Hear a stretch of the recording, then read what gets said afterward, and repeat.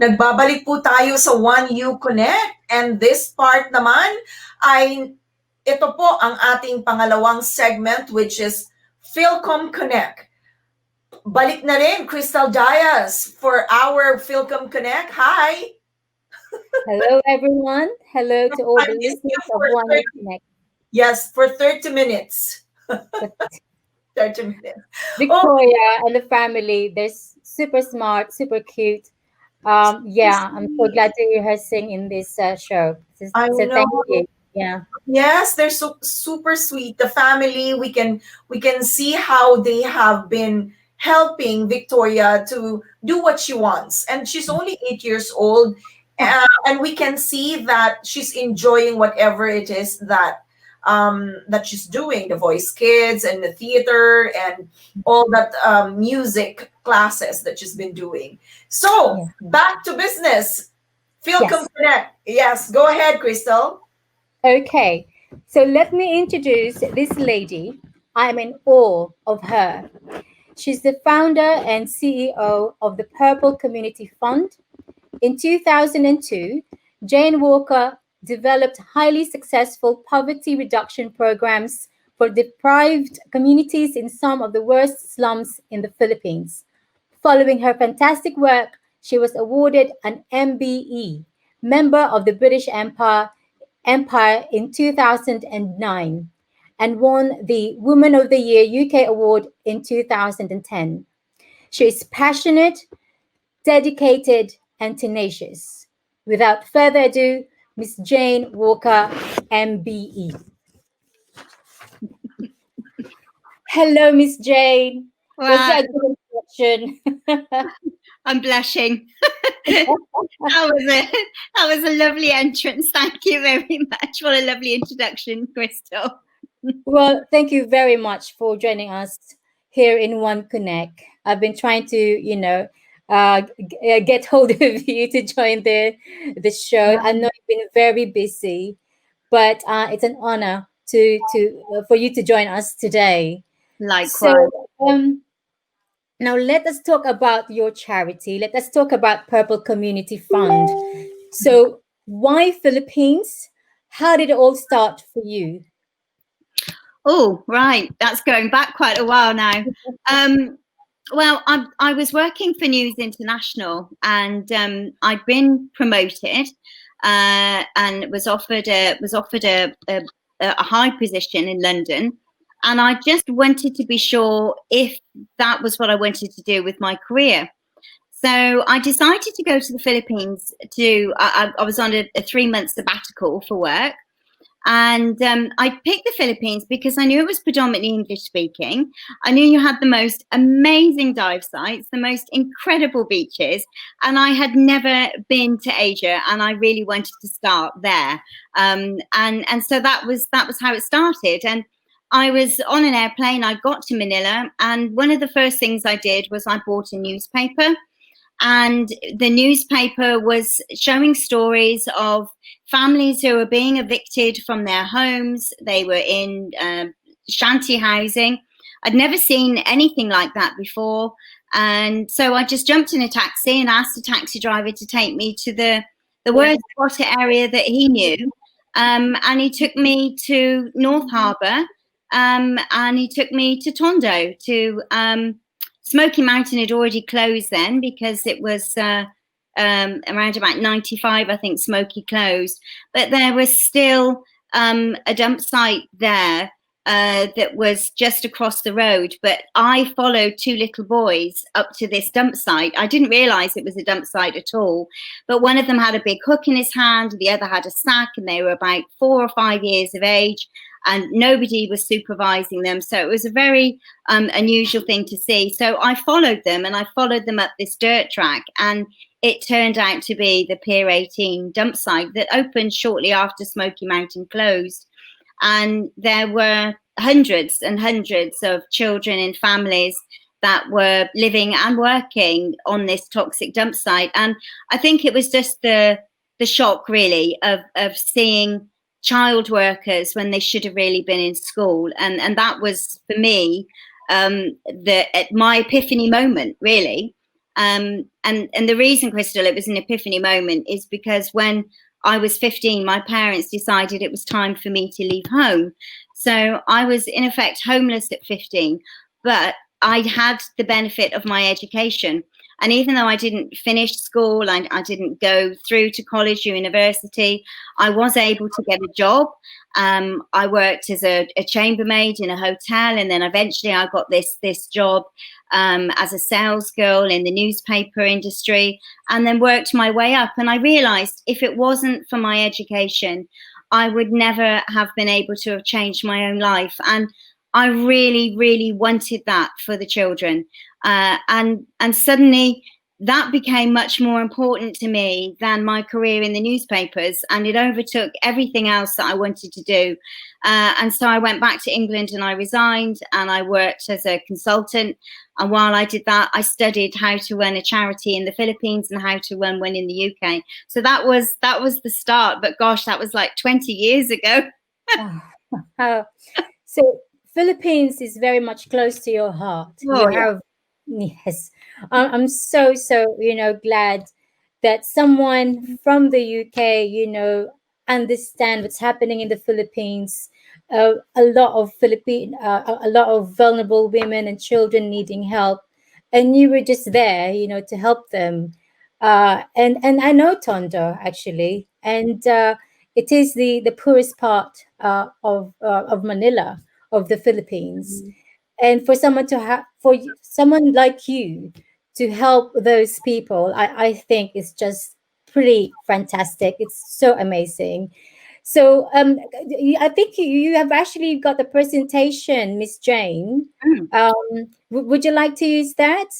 Yeah, absolutely. Yeah. That'll be fine. Yeah. What have you got that? The PowerPoint? Yeah. So if we can just go on to the next slide, I think we'll see. I think that's okay. So are the slides in order, or? Is that in order, Chad? I can definitely talk about this, and that's fine. Don't worry, I can talk about every slide. It is in order, according to Chad. Yes. Yeah, at the start of COVID, we knew that most of our families are going to restaurants and they're collecting pag, the Tagalog word for leftover food. And the gentleman in the photo is Jojo. I've known Jojo for a very, very long time. His wife is our jewelry maker, and all of his children have come through our education programs. One of them are in college, and he has always been involved in recycling in some way or another. And for the last 10 years, he's been making the pag. So his job is to go and collect it from the fast food restaurants, and then it's segregated. He takes out the waste, and the food is just left, and then it's refried and it's sold. But when COVID was announced, the lockdown was announced March 15, we knew that families were going to be hungry, because this was a staple for many families.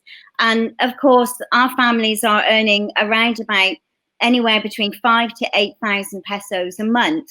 And the national statistics are saying that a family of 5 should be earning around about 23,500 pesos. So there isn't savings to fall back on. There isn't food in a cupboard somewhere that they can use for later on. Most families are living on a meal-to-meal basis, and if they're lucky, some will be going on a day-to-day basis. So straight away, we launched a campaign to help provide food parcels for families. And we had a donor in the Philippines who's been giving us green groceries, vegetables and fresh fruit for our feeding program for our school students. And I immediately contacted him and asked him if he would continue to donate to us so that we could make food packs up and start to give these out to families. But so that's one of the initiatives. In actual fact, we thought we would only be feeding until the government food packs came in, but actually we are still feeding. And I think we fed, I just did the stats the other day, we've just fed over 70,000 people over the last like 3 or 4 months. So Wow. it's still a big thing. And April 18th, a fire broke out. We're really used to this, though. I mean, we've gone through so many fires where families have just lost everything, but it just seems so much worse during lockdown because the whole community were there. And so, of course, it was a very widespread fire. 1,055 homes were burnt, and that displaced 4,115 people. And lucky for me, I was on the phone about 1:30 in the morning, British time, to my team. And then the fire literally happened while I was on the phone, and they were showing me real-time photographs of that fire. And immediately we were able to open up our centres, and families went in, and the government opened up schools. But the biggest challenge was helping families rebuild homes. And so we were able to get bags of cement, donations, and really as much wood and metal that we possibly could to help families. And one of the things I was really keen to do was to buy CRs for families, toilets, because they don't have sanitation very well there, and we wanted to really get that done. So I think we were able to buy about 200 or 250 toilets for families, and they built tiny cesspits, and then they put in, because obviously if you're living at home all the time, you don't have access to any other. So that was a big issue for us. But all the families have rebuilt their homes now. And this is something we're seeing. Our driver took this for us, because we have a special pass from the government to go and collect food or deliver food anywhere in Manila.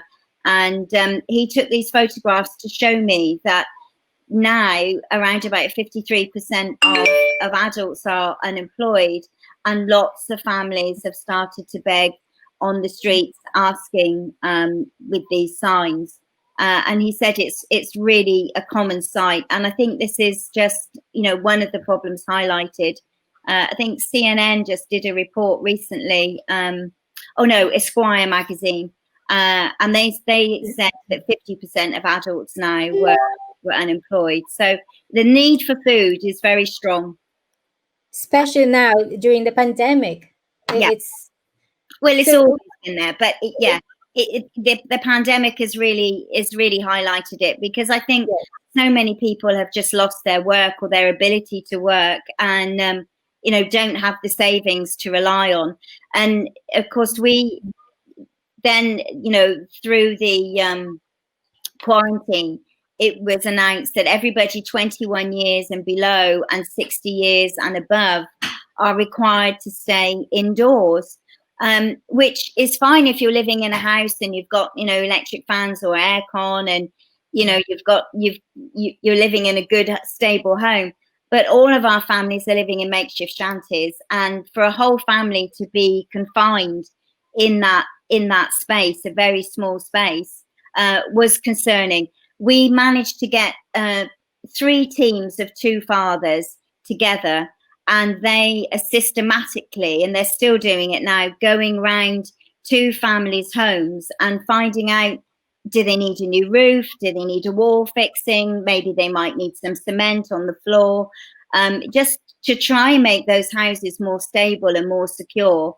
And of course, we're always worried about fire with the families staying in, but it's challenging for the families to have to do that.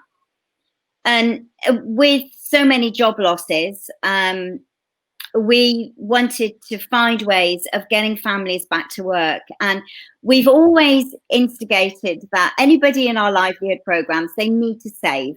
So they have their savings program. We don't manage it, they manage it, but every week they save into the savings program. And at the end of the year, there's quite a big chunk of money, and the money is divided between the women, and then the nanais decide what they want to do.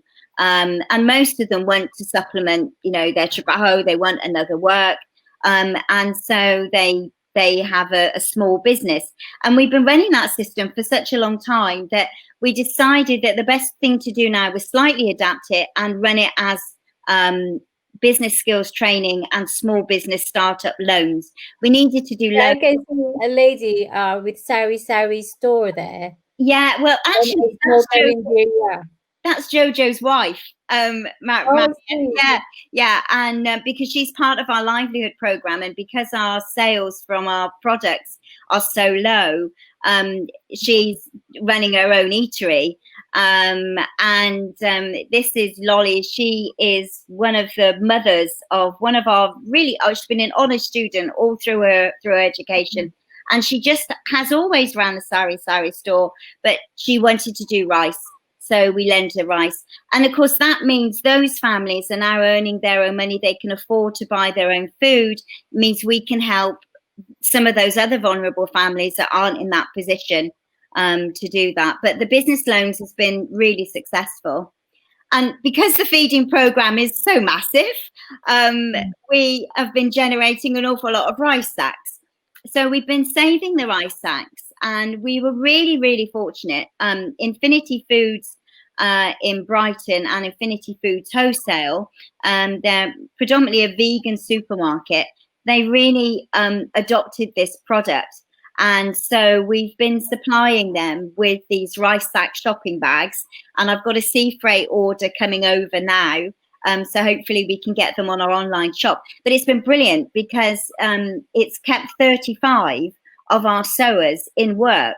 And so, again, that's another 35 families that we don't really have to worry about in terms of provision for food. They can earn their own money. So, yeah, it's been a godsend to have that. But these are the emergency relief packs, and it varies very much on how much money we've been able to raise that month as to how much we can give away. But we kind of adopted an area. It's called Aroma in the Barangay 105 area, and it's about 2,500 families living there. And I think this particular distribution, they were given 3 or 4 kilos of rice and dried fish. And we just try and do as much as we possibly can just to help those families. But we have now a list of vulnerable adults, solo mothers who have to stay home and look after their children. And I think we will probably be continuing to provide food for a long time. But I'm particularly worried about Christmas. We want to do Noche Buena packs, maybe give enough food for Christmas Eve and Christmas Day.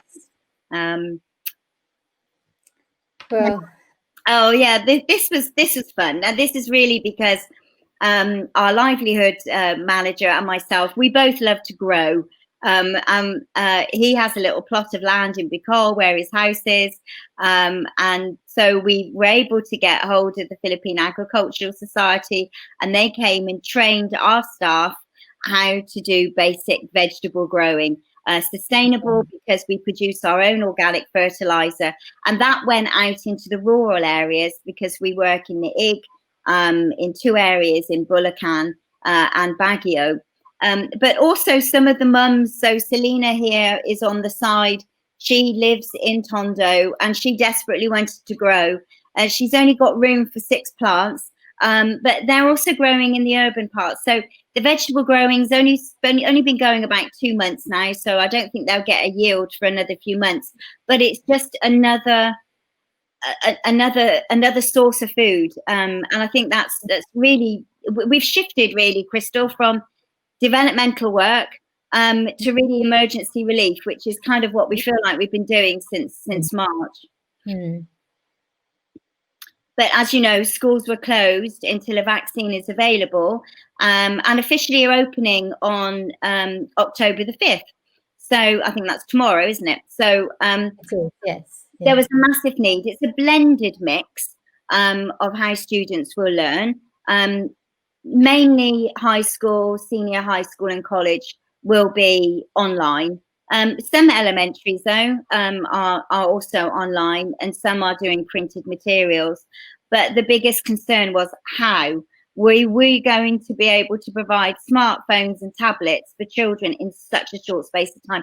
We've got just over 600 students on our education programme and about 450 that are waiting to be on full sponsorship. So that there was an immediate need. So we were we were very fortunate. RBC Bank donated 75 tablets to us, and they went straight to our college students. And some of our grant donors changed the use of funds that would normally be buying school uniforms for us and let us buy smartphones. And fingers crossed, I think we've just about got everybody covered. And the children start. I'm getting messages, actually, even through this meeting with you, I'm still getting messages on my phone from students showing I can hear it. yeah, they're really, really happy that they've got the phones. But it's crucial that we give the students the opportunity to continue education. We don't know how it's going to work, but we hope it will. And this was the site that I first saw all those years ago, families that were living, on the toxic dump site. And fortunately now the dump site is closed. It closed 2018 officially. But a lot of the waste is still being segregated where families live. So the city's waste is reduced, of course, because a lot of the businesses are not generating the same amount of waste. And that has an impact on our community because they recycle from the city's waste. So even with a reduced amount of waste, that means their income is reduced too. Oh yes. Well, we love this because Joe Ma, who's the young man you can see on the right hand side, he was a charcoal maker when he was 4. Well, that's when I first met him, and he was always covered. He was black head to toe in charcoal. And I used to go to the dump site every day, every morning. That was part of my job. And I would take the van with me, and then any sick people would come in the van. And Joe Ma always used to hold my hand and walk around with me while I was doing that. And I was desperate to get him into school, and he didn't want to come.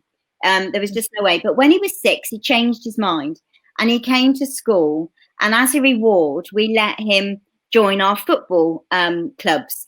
And so he became part of one of the football teams for PCF and loved it. I mean, not just enjoyed it. It was just his life. And by the time he was about 15, he'd already set up his own community football teams as well. And it was inevitable. He went on to be a coach, and he's now our sports coach. And he was so watching. Well, he was so worried when COVID happened because he asked me and he said, "What am I going to do? There's no contact sports. What can I do?" And I said, "But you're a fantastic dancer. Why don't you do Zumba? When we're allowed." And then so we had to wait, obviously, for the lockdown to relax to modified quarantine. And as soon as we were able, then he started doing Keep Fit and Zumba. So he's doing that morning, afternoon, and evening. We expanded our clinic, Crystal, because most of the clinics have been closing in our areas because the doctors and the nurses are being seconded to the hospitals. And there's just been this real difficulty of families being able to access healthcare. So our doctor, which is the doctor there cutting the ribbon, she suggested that we expand our clinic so that we can take more patients in. And then, of course, everybody has to be seen behind plastic sheeting. So we were doing that. And I think we have a video of that, Miss Jane, the community clinic. Yeah? Jack, can you show that? I think you showed that earlier, but we have a video of it, I believe.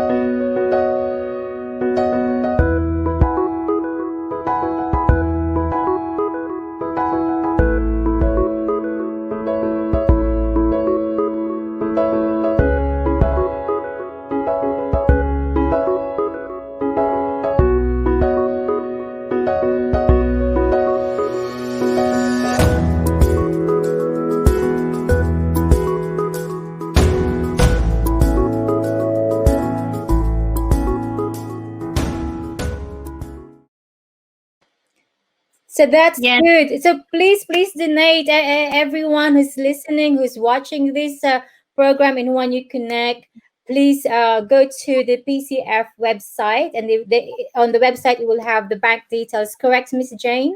Yes, it will. Yeah. Yeah, I think healthcare is really important. It's so difficult for patients to access medicines and things now. So we've been really fortunate that we just have the available space to be able to do that. And of course, they use the waiting room in the gym as a spillover, which is really good. So we've needed to be really flexible. We've needed to change all of our programs, and I have to say that our team are quite young in terms of age, and they have just been absolutely phenomenal at the point of the COVID, when everybody was very scared and didn't know if they were going to survive, if they were infected. Our team just went out and served the community, and really, I didn't feel like I could ask them to do that. That was really their choice, and their hearts just went out to their kabayan. And I'm just in awe. I'm always in awe of Filipinos, but I am in awe especially of families that live in those tough communities, because the resilience of those families is absolutely incredible. It's inspiring, and they have a can-do, everything will work out kind of attitude, and everything we do for the families, for the community, they're just so incredibly grateful, and we just feel so incredibly privileged to be in that position. I personally, I think I gained a family when I went to the Philippines, and I think that's why it will always be back in my heart, and I'm like a bouncing ball. I would just always continue to be back there. It was tough leaving, because I was living in Tondo, and I was quite settled, but I'm really looking forward to going back, and I miss everybody, and I'm so grateful that we have the internet, that we have Facebook Messenger and FaceTime, because I still feel connected to families because of it. And I'm just so grateful to everybody who has supported us and who's had the faith in us to know that we can adapt and change our programs to meet the growing needs. It's been phenomenal, as of course the Philippine Women's Association has been just such a brilliant supporter of our work, and we couldn't thank you enough for everything you've done. Yes. It's amazing. Oh, hello. Welcome back, Miss Rosa Clarinal. There's so much more to talk about this charity, the Purple Community Fund, of course, spearheaded by Miss Jane Walker, MBE. I am in awe of you. I mean, there's another video that we can show. I'm not sure if we have the time. It's a community kitchen. I'm not sure if we're able to show that, but also a video about a video on Sponsor a Child. Again, for I would like to I would like everyone to check out their website, because there's so many information there that you can view. And of course, if you'd like to donate to their different projects in the Philippines, please again check their website. Thank you. Miss Rose? Oh, you need to unmute.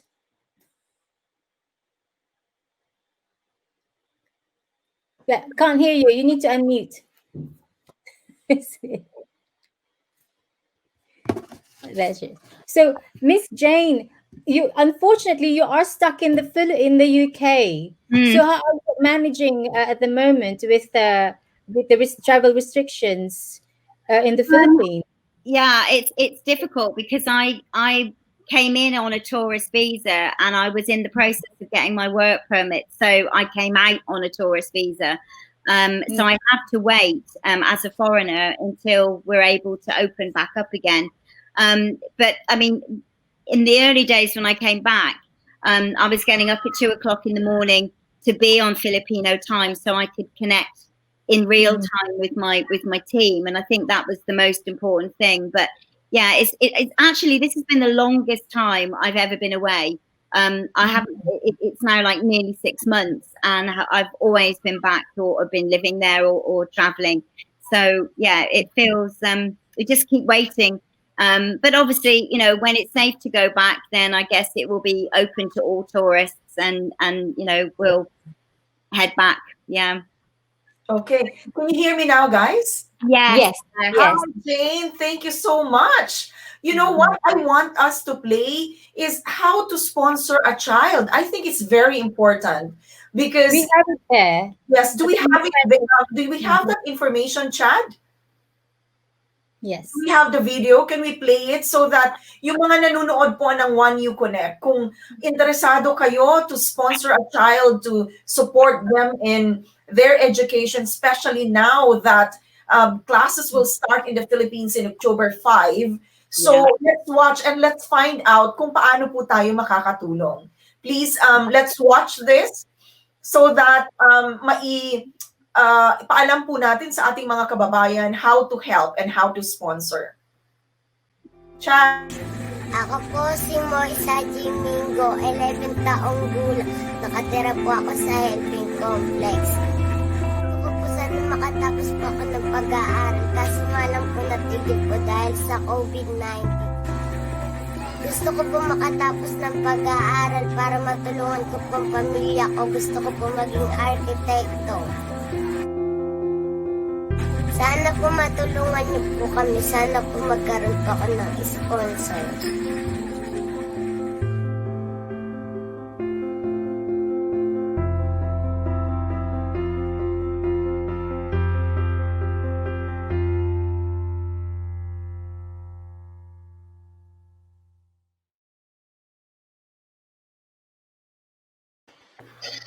Oh, that's a good one. Well, thank you. If Jad, if we can freeze the last bit where you can see how to sponsor, I think it would be useful for our audiences. But I'm touched by that clip, by the message of the of that girl, because you know I was also listening, Jane, to your story about education, and I agree with you that education is a great equalizer. So Yeah. sa mga kababayan po natin, para ma-improve ang buhay nila, kailangan talaga ay they have to continue with their studies. So Great. there are challenges along the way, especially because of COVID. But please don't quit. Stay on, stay in school. Mag-aral kayong mabuti because that will take you to wherever you want to be in life, regardless of your background. So education is a great equalizer. That's why anything about education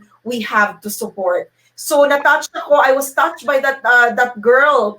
Oh, I was asking for support para makapag-aral siya because you know the private schools in the Philippines, they've already started I think a month ago. And that yes, and so the public schools magsisimula pa lang because they have to ready the school. So if you see, we can see yung if you see yung disparity of the rich and the poor, makikita nyo na kaagad during the pandemic and in the start of education. So one month behind na kaagad yung public schools natin. But of course, we have to keep soldiering on because of the pandemic. Well, just a quick one. Yes. This is one of the products from PCF. This is like a Christmas decoration. It's a wreath and made of, I don't know if you can see it, made of ring pulls. Oh, yeah. Oh yes. Yeah, from and look at the work put into it. It's just Oh, amazing. It's very cute. You have this as well for your Christmas tree. Another one. yes. Look at that. It's Where do we absolutely- buy them? You can buy this. You can buy this again from their website. Okay. Correct, Ms. Jane?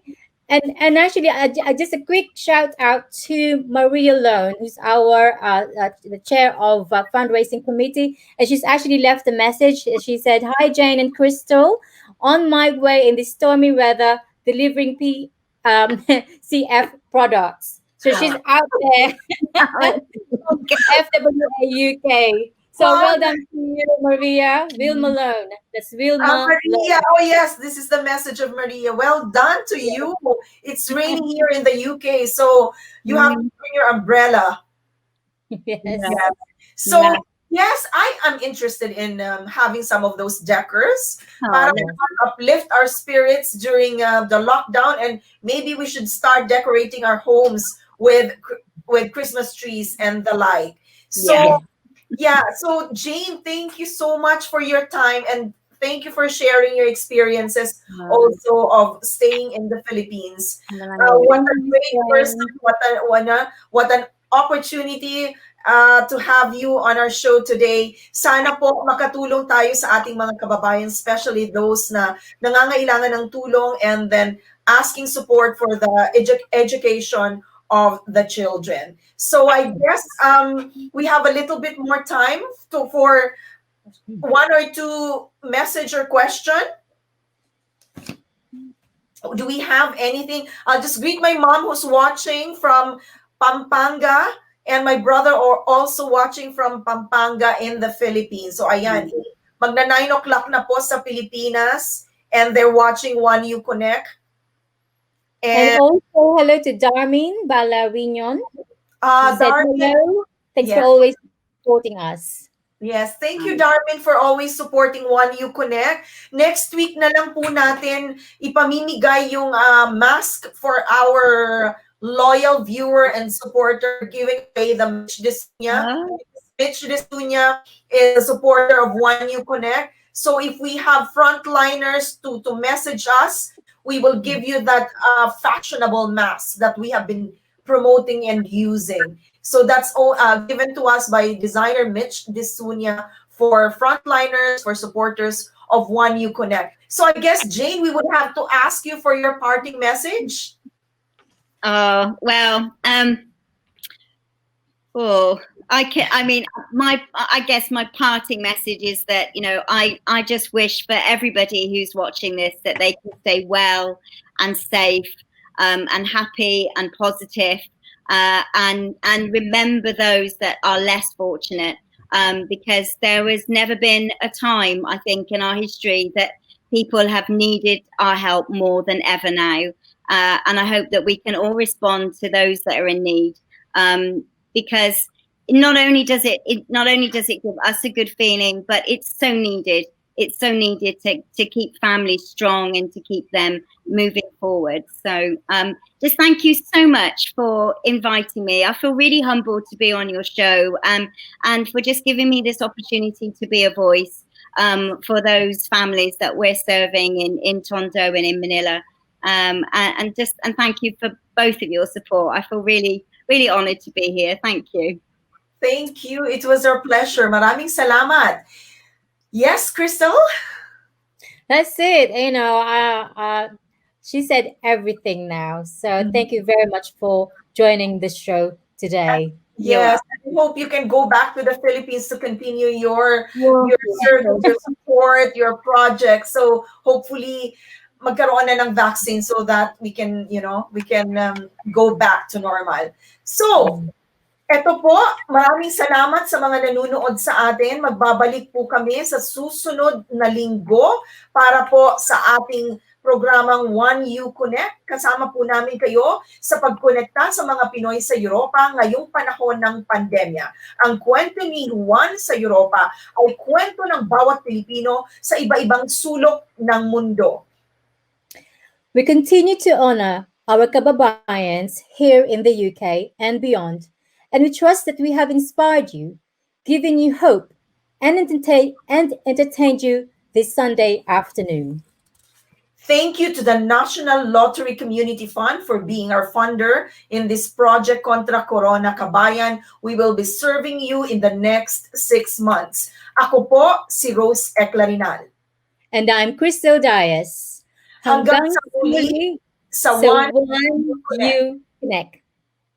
Ang mga kwento nyo, sigaw natin sa mundo, bagong bayani namin kayo. Sipag at tapang nyo, hinialay sa mundo, sinasaludo namin kayo. Pilipino, itaas ang noo.